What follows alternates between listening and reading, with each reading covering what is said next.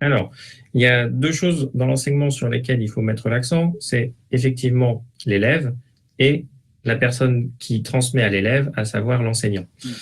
Et puis le personnel autour de l'enseignant, pas uniquement l'enseignant. Donc, pour prendre le point de vue vraiment de celui qu'on va instruire, donc l'enfant, l'élève, plus tard le jeune adulte, et même encore plus tard l'adulte, l'important et là où il faut vraiment appuyer, c'est sur l'école primaire. Donc, qu'un enfant qui sorte de l'école primaire sache lire, écrire et compter.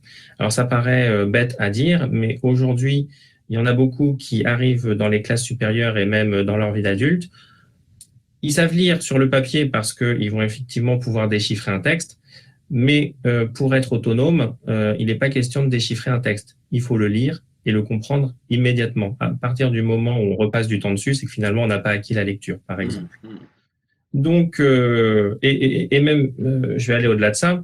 Une fois qu'on a acquis vraiment ces trois matières de base, ces trois compétences de base que sont la lecture, l'écriture et le calcul, on est paré pour à peu près faire tout de façon autonome. C'est-à-dire que quand on va arriver au collège, quand on va arriver au lycée, on aura finalement l'autonomie nécessaire pour choisir soi-même des livres, les lire, en comprendre le contenu, et non plus faire appel à l'enseignant comme la personne qui est détentrice d'un savoir extraordinaire, mais comme une personne qui va pouvoir guider l'élève dans sa formation, qui va pouvoir l'aider à comprendre ses propres réflexions.